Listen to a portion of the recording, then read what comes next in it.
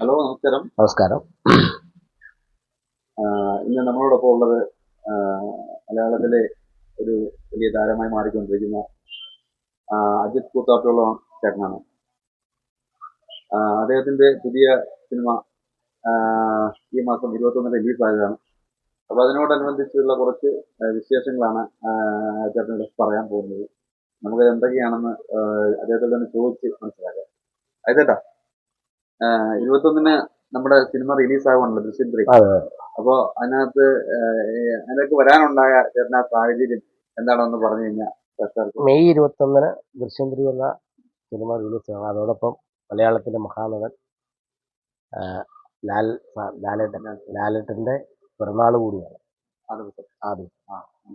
അങ്ങനെ ഒരു പ്രത്യേകത കൂടിയുണ്ട്.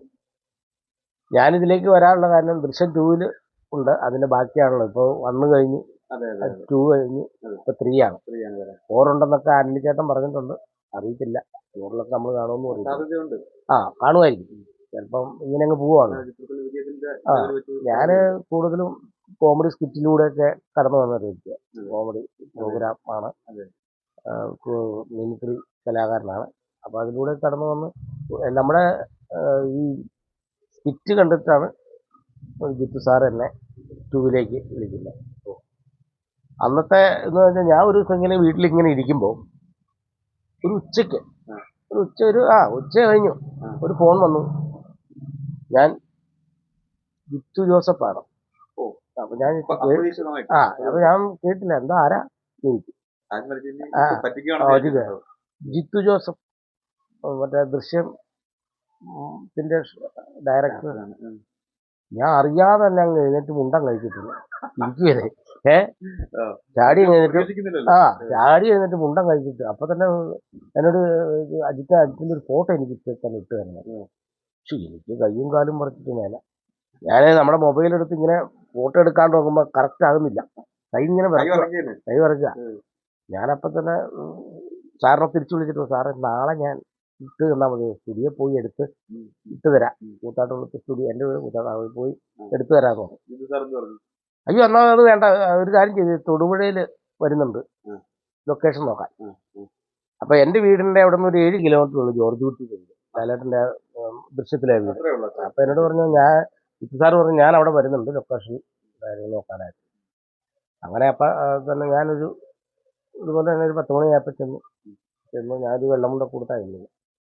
ആദ്യമായിട്ട് നമ്മള് സാറ് എന്നെ കണ്ടു, വർത്താനൊക്കെ പറഞ്ഞ് ഇങ്ങനെ സ്റ്റേ തരാത്തിരുന്ന് ഇതേപ്പറ്റി സംസാരിക്കുക. ആദ്യമായിട്ട് കാണാം. അപ്പൊ എന്നോട് കഥയുടെ ഇത് വന്നു. ഞാനൊന്നും എന്നോട് പറഞ്ഞില്ല. ഇതാണ് ജോസ് എന്ന് പറയുന്ന കഥാപാത്രമാണ് അജിത് ചെയ്യുന്നത്. അതെല്ലാം പറഞ്ഞ് എല്ലാം റെഡിയായി. അന്ന് ആ ടൈമിൽ കൊറോണ നടന്നുകൊണ്ടിരിക്കുക. കൊറോണ സമയത്താ. അപ്പൊ നമ്മൾ മാസ്ക് ഒക്കെ വെച്ചാണ്. പിന്നെ ഈ പടം തുടങ്ങണതിന്റെ ഒരാഴ്ച മുമ്പ് നമ്മളെ ടെസ്റ്റ് ചെയ്ത്, കൊറോണ ടെസ്റ്റും ചെയ്ത് റൂമിൽ കയറ്റിയതാണ്. പിന്നെ ഷൂട്ട് സമയത്ത് ഇറങ്ങണേ. അപ്പൊ സ്ക്രിപ്റ്റ് നന്നേക്കുവാ പഠിക്കാനായിട്ട്. പുറത്തു വിടുന്നു. നമ്മൾ വീട്ടിൽ പോരുന്നില്ല. അങ്ങനെയാണ് ആദ്യമായിട്ട് നമ്മൾ അഭിനയിച്ച്. ഞാനും മറ്റേ ഉരുളി ഗോപിച്ചേട്ടൻ സാറ്, പിന്നെ ഗണേഷ് കുമാർ സാർ, അവരെല്ലാം കൂടെ കൂടിയിട്ടൊരു സീനാണ് ഫസ്റ്റ് ചോദ്യം ചെയ്യുന്ന സീൻ. ഫസ്റ്റ് ക്യാമറ എന്നിൽ നിന്നാ പോകുന്നത് ദൃശ്യം. തീർന്നതും തീർന്നതും എന്റെ മുഖത്തുനിന്നാണ് പടം തീരുന്നത്. അതിനകത്ത് തീരുന്നതെന്ന് വെച്ചാൽ ഫസ്റ്റ് സീൻ ആണ് ലാസ്റ്റ് എടുത്തത്. ഞാൻ ഓടുന്ന സീനുണ്ട്, അത് ലാലേട്ടനെ കാണുന്ന പോലീസ് സ്റ്റേഷനിൽ ഇറങ്ങി വരുന്ന കാണുന്ന സീനാണ് ലാസ്റ്റ് എടുത്തത്. അതാണ് ലാസ്റ്റ്. ഫസ്റ്റ് സീൻ എടുത്തത് ആ ചോദ്യം ചെയ്യുന്ന സീൻ, അതും എന്റെ മുഖത്തുനിന്ന് തീർന്നു. അപ്പൊ ജിത്തു സാറ് പറയുകയും ചെയ്തു. അപ്പൊ തുടങ്ങിയതും അജിത്തിന്റെ മുഖത്തുനിന്ന, തീർന്നതും മുഖത്തുനിന്നാണോ. പടം ഇട്ടുപോലെ പൊട്ടിയായി. പിന്നെ അല്ല, അത് സാറ് എനിക്കതൊന്നും വിശ്വാസമില്ല എന്നൊക്കെ പറയുകയും ചെയ്തു. അങ്ങനെ ഞാൻ ആ പടത്തില് ഇല്ലാതെ അങ്ങ് പോയി. പക്ഷെ അതുകൊണ്ട് എനിക്ക് ഒത്തിരി പ്രയോജനം ഉണ്ടായിട്ടോ. അതിന് കഴിഞ്ഞിട്ടൊരു 10 അന്ന് തന്നെ എനിക്ക് ന്യായമായിട്ട് പിന്നെ കുറെ വർക്കുകൾ വന്നു.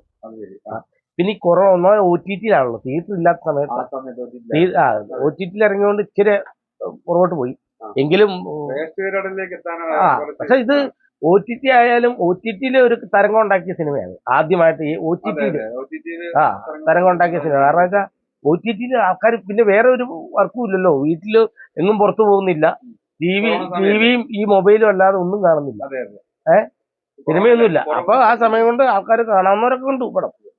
പക്ഷെ ആ മറ്റേ ബിഗ് സ്ക്രീനിലുള്ള കാണുമ്പോൾ ശ്രദ്ധിക്കപ്പെടുന്നതിന്റെ ഒരു എഫക്ട് അത് കാണുമ്പോ വന്നിട്ടില്ല എന്നുള്ളതിന്റെ അതെ.